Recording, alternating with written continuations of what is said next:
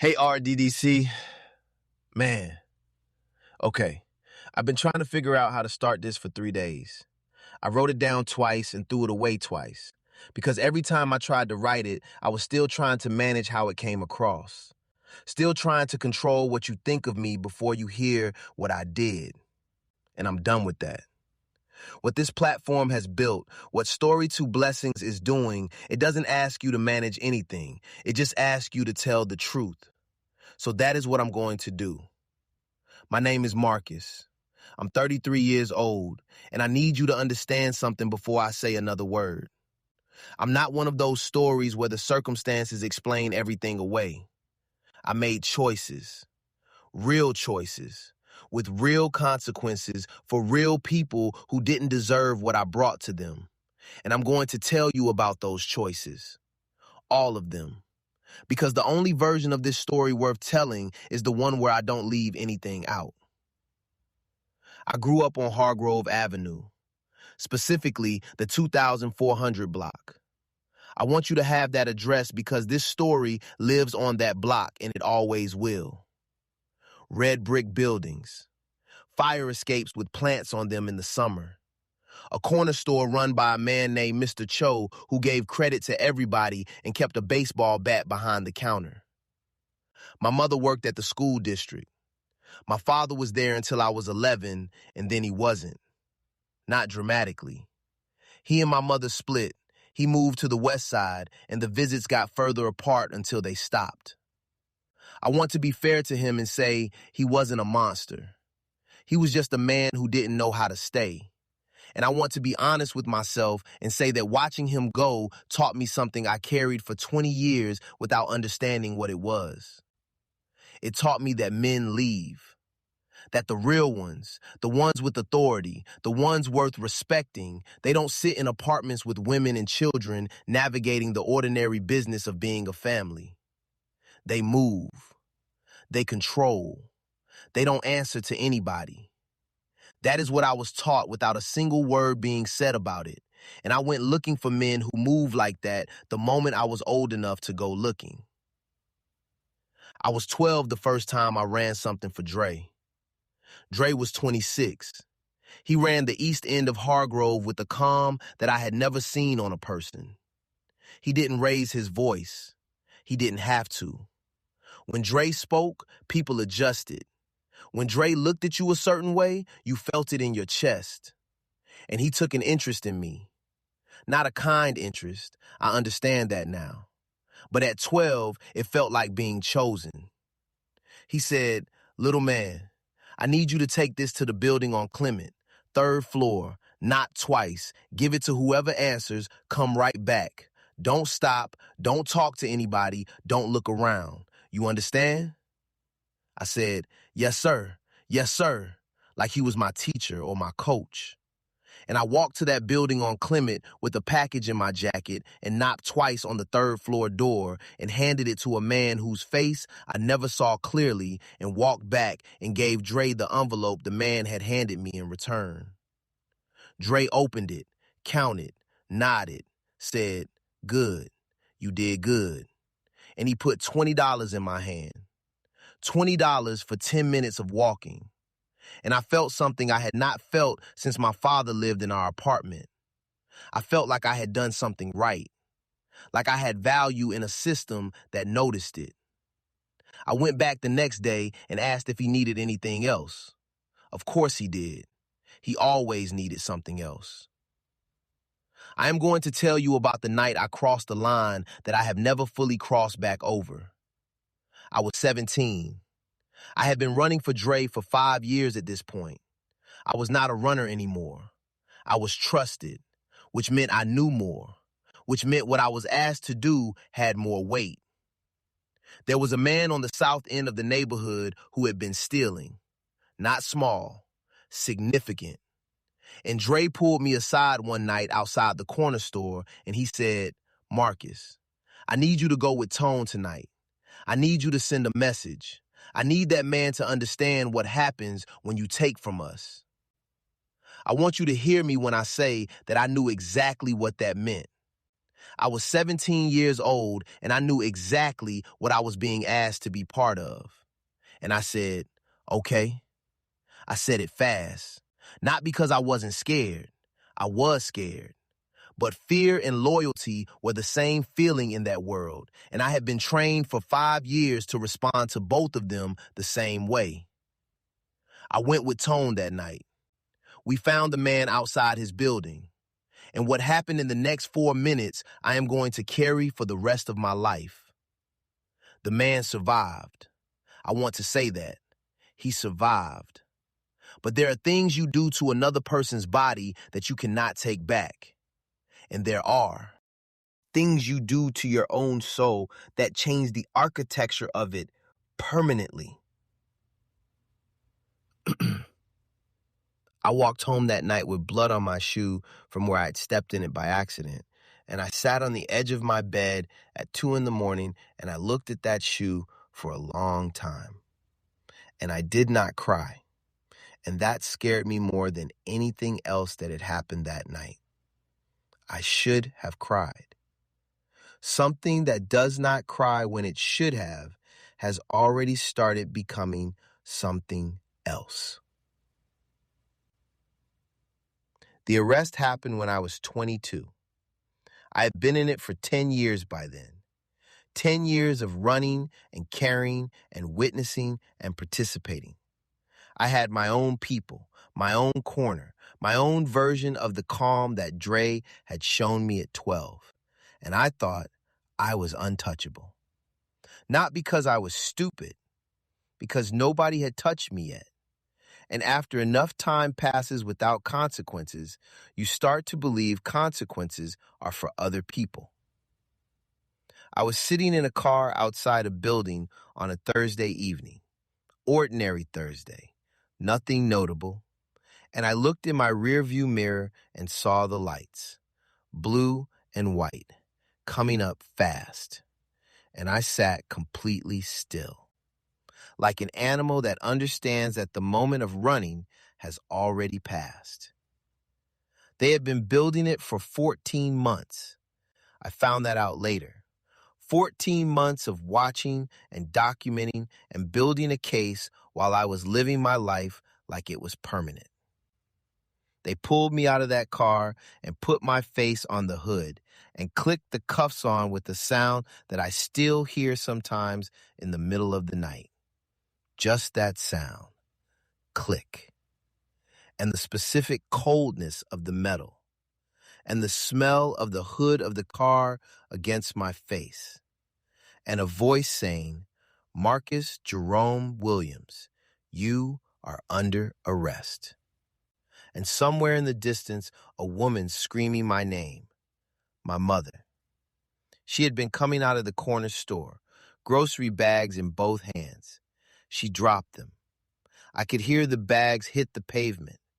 I could hear glass breaking, something in a jar. And I could not turn my head to look at her because they had my face on the hood of that car, and all I could see was the sky above me going dark at the edges, and all I could hear was my mother saying, "Marcus, Marcus, Marcus."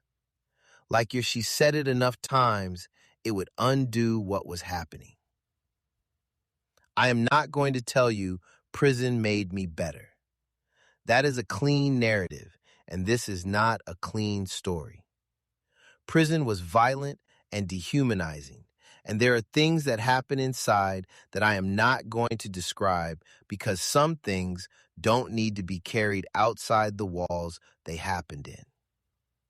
What I will tell you is that I survived it the same way I survived everything else before it, by going somewhere deep inside myself and keeping that place protected no matter what they did to everything outside of it. I did that for the first 2 years. I kept to myself. I watched. I stayed out of what I could stay out of and handled what I had to handle. And I did not let anyone see anything real about me because in that environment, real was a liability. And then one Tuesday night, In my third year, a ministry came in, and I went because I was bored. That is the honest reason. I had read everything in the library that was worth reading twice, and I was bored. And anything was better than sitting in that cell counting the same ceiling tiles I had been counting for 3 years. The man who led it was named Brother Calvin. He was maybe 60, small, quiet voice. He didn't come in performing. He didn't come in with the energy of someone trying to save you. He came in the way a plumber comes in, like there was a job that needed doing, and he knew how to do it, and he was going to do it. He sat down in a plastic chair in front of about 30 men who were looking at him with everything from boredom to hostility, and he said, "I'm not here to tell you about God. I'm here to ask you about you. What did you want to be when you were 7 years old? Before the neighborhood got to you, before the hustle got to you, before you became what you had to become to survive. What did you want to be?" And that room went silent in a way I had never heard a room go silent. Not the silence of intimidation, the silence of 30 men being asked something nobody had asked them in so long that the question itself was almost physically painful. I didn't answer out loud, but I answered in my head. And what I heard myself say was, I wanted to be someone my son would be proud of. I had a son. He was 3 years old when I got arrested. His mother had brought him to see me once, and he had looked at me through that glass with eyes that were the exact shape of my eyes. And he had put his hand flat against the glass, and I had put my hand against it from my side, and I felt the temperature difference between them. Glass in my palm, and I thought, this is what I did. This is what I chose. This glass between me and this child's hand. I chose this. I went back to that ministry every Tuesday for the next 4 years. Not because it got easier, because Brother Calvin told me one night after everyone else had left that the most dangerous thing in that building wasn't the men inside it. It was the stories those men were still telling themselves about who they were and who they could not become. He said, "Marcus, you have been running a story in your head since you were 12 about what kind of man you are. And that story is wrong. Not because you didn't do what you did. You did it. Own it. But a man is not the sum of his worst decisions. A man is what he does with what he knows now. And what do you know now?" I sat with that question for 6 months. And what I came out with on the other side of those 6 months was the first version of myself I had ever built intentionally. Not the one the neighborhood built, not the one Dre built, not the one fear and loyalty built. The one I chose. Piece by piece, from scratch, inside a 6x8 cell with Brother Calvin's question on the wall of my mind every single morning when I woke up. I walked out of those gates on a Wednesday morning in April. My mother was there. She was thinner than I remembered. 6 years of what I had put her through had taken something from her physically that I cannot look at without it sitting on my chest. She did not hug me first. She looked at me for a long moment, a long, searching, complicated moment. And then she said, Are you done? Not welcome home. Not I missed you. Are you done? And I said, yes, ma'am. And then she hugged me. And she held on in a way that told me every night she had spent not knowing if I was alive in there. And I held her, and I thought about those grocery bags hitting the pavement, that sound. And I promised myself right there in that parking lot that I would spend whatever was left of my life making sure she never had to drop anything again because of me. Reentry is a word that makes it sound like something with a plan, like there is a protocol, a lane to merge into. There is no lane. There is you and a bus ticket and a world that kept moving while you were standing still and has absolutely no obligation to slow down for you now.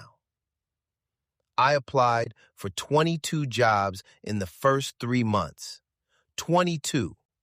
I was honest on every application because I had decided honesty was the thing I was keeping no matter what it cost me.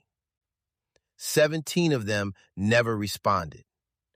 4 rejected me by email. 1 called me in for an interview, looked at my record, told me the position had been filled, and I watched him write something on a notepad while I was still sitting in the chair across from him that he did not try very hard to hide. I walked out of that building and stood on the sidewalk in the same April air I had walked out of those gates into, and I felt the pull.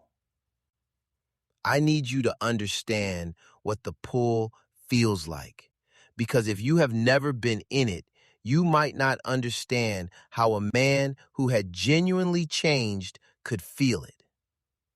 The pull is not wanting to go back. The pull is the sudden, crushing, physical weight of every legitimate door closing and the knowledge that there is a door right behind you that will never be closed to you and will give you everything you need within 48 hours. That is the pull. And I stood on that sidewalk and I felt it with everything I had. And I thought about Brother Calvin. And I thought about my son's hand against the glass. And I called my mother instead of making the other call. And I went home. I found RDDC through a man at a resource center named Deshaun, who had been out for 2 years and was doing something with his life that looked like it was actually working. I asked him how. Not in a deep way, just, man, how are you doing this? And he laughed and said, I stay close to voices that remind me who I'm trying to be. He pulled out his phone and played me about 4 minutes of an episode. A woman named Lexis T talking about identity, about who you are before the world decides for you, about the version of yourself that exists underneath everything that got piled on top. And I stood there in that resource center listening to 4 minutes of audio on a man's phone and felt something I had not felt since Brother Calvin asked me what I wanted to be when felt like someone was talking to the part of me that existed before Hargrove Avenue built something else on top of it. I downloaded the account before I left the building. I stayed up until 3 in the morning going through episodes, and for the first time since I walked out of those gates, I felt like the road ahead had a direction. Not a destination, not a guarantee, a direction. And that was enough to keep walking. I need to stop here because I need to tell you what happened last week, and I need you to understand why it means part two exists. I was at my mother's house, Sunday dinner. First normal Sunday I had sat through in years without something being wrong. And my phone rang. Number I didn't recognize. I almost didn't pick up, but something made me. It was a woman named Keisha. I knew Keisha from the neighborhood. She said, "Marcus, I didn't know who else to call. Your son. I need you to know what's happening with your son. Jamal is 15. And she told me where she had seen him and who she had seen him with. And I sat at my mother's kitchen table with Sunday dinner going cold in front of me, and I heard myself at 12 years old saying, 'Yes, sir,' to Dre, and taking that package to the building on Clement. And my whole body understood something with a clarity that I have never felt before in my life.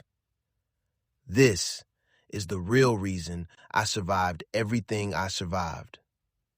Not for me, for him." I hung up the phone and I looked at my mother, and she already knew from my face. And she put her hand over her mouth. And I stood up. And part two is what I did next. Stay close to the Real Double Dose channel. It will meet you wherever you are, and it will not flinch at what you bring to it. If this reached something in you today, send it to somebody right now. You know who needs to hear it. You already know. Send it before you close this out.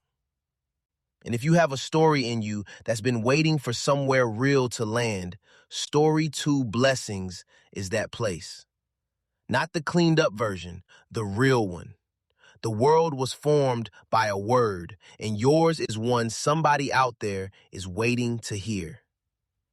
Every step forward. I will see you in part 2. Thanks and blessings to all y'all.